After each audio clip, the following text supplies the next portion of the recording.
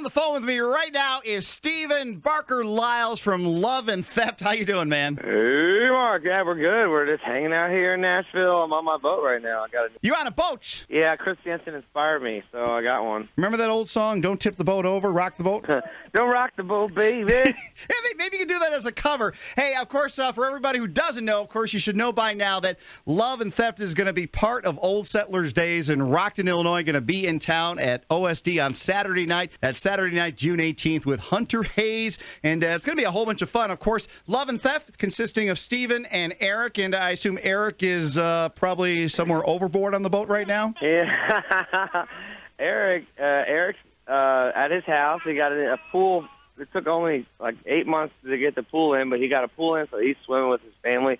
We have very few limited days home with our family, so when we have them, we take advantage of it. You got to make the most of it, and it's just amazing because you guys have been together, what, is it 10 years now this year? 10 years? Yeah, 10 years. It's wild, right? Now, give me an idea how you guys started, because you guys were originally a trio, and you kind of did a Sugarland thing, and one of them flew the coop, right? Well, Sugarland kicked that chick out of the band. Our guy actually left. So big difference. We didn't kick anyone out. He actually didn't like, to be honest, he wanted to be a rocker and Led Zeppelin kind of vibe, and he didn't like the country music world, man. He didn't appreciate the genre as much as we live and breathe it. So for him, he's like, I just don't think it's my thing, and I'll let you guys do your thing. So we're like, okay. You got to look at it like this, with the backstage food, you only have to split it 2 ways now. Exactly. Yeah. Yes, exactly. The bottle of tequila goes one way now. Speaking of food, you guys go from city to city, and you probably have a chance to experience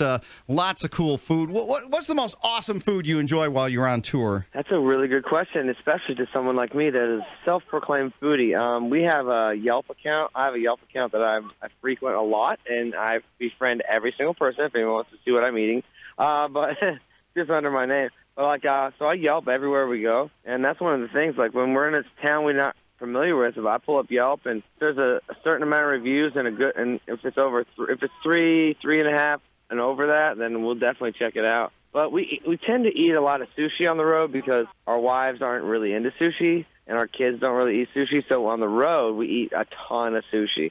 We love sashimi tuna. That's like me and Eric's go-to. If you get a bad batch of sushi, that's going to be a long concert for you. Well, knock on wood, I haven't had any yet. But Talking with Stephen here from Love and Theft. Of course, Stephen and Eric, part of the duo, going to be in Rockton with Hunter Hayes at Old Settlers Days on Saturday night, June 18th. Now, you guys have 3 albums. Your current one is called Whiskey on My Breath. How's that doing for you? Oh, man, thanks for asking. Yeah, we sell lots of shows. We're still selling consistently online. It's been huge. To put out that album, we did it on our own with our own money. And I think that was one of the cool things about it. And we also got to control the way it sounded. And Josh Leo, who did a lot of the old Alabama records, co-produced it with us. So it was a special thing to get to do. We never put out an album just with us having all the say, almost like we're the A&R, we're the label. So we put it out, and it made enough waves to where we got a new record deal with Curve. So it was stressful because Eric and I are putting in our family's money, our personal money into the album and into promoting it. And so it was high risk, high reward, but thank the good Lord that it all worked out. Now we got a new record deal with Curve, and the best record deal we've ever had. Every performer dreams of having a number one, and when Angel Eyes went number one for you, what was that like? Were you like on cloud 9? Yeah. Well, because we were fighting other people for number one that night, Saturday night before it goes number one. And that's why one of the reasons we love country radio. We had some of our friends at country radio literally drove to the station, added more plays on Saturday night to make sure we got the number one over some of the other people. And that's a priceless thing. And we got the number one, and we celebrated for probably about 12 months.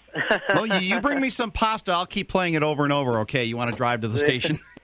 Yeah. Give me an idea of what you guys do in concert. Give me an idea of what your concert is like, what folks can expect when they come to Old Settlers Days to see you. Our biggest influence is the Eagles. We love Crosby, Stills, and Nash and Young, and so if that gives you any idea, sometimes it's hard to portray that on the albums when some other people have their hands on it, but our live show sound is most harmony-driven as it can possibly be. It's like put harmonies in your face, acoustic-driven, but still up-tempo. We don't play a lot of our ballads from our records. we like to cut ballads and put them on the record for people to have, but we don't really record. We don't really put those. We don't on a live show. We go to country shows all the time too. We just want to keep it upbeat and fun. People are on. Some people only have one day off a week, and that's their one day off. They want to have a good time. So yeah, we're just going to keep it upbeat. We play a couple covers. We play a little Fishing in the Dark and stuff like that. So we have a good time. So that's what you'll expect, and that's what you'll see. They're really hungry, so he handles it really well, actually, for being on the road so many years. He's over 400 days sober now. He quit drinking, which I admire that about him. Awesome. That's great. That's great commitment. Cannot wait to see you guys when you come to town on June 18th. Have you ever been to Illinois? My wife is from Grays Lake, Illinois, so I'm very familiar with it. We've been to Chicago a lot, and we're looking forward to coming to Rockton, Illinois. Stephen Barker LiIes from Love and Theft on Q98.5. By the way, thank you for stopping by today. Looking forward to seeing you coming up on Saturday night, June 18th at OSD. Oh, my gosh. Thank you, Mark, and we're looking forward to coming out soon. It's not too far away.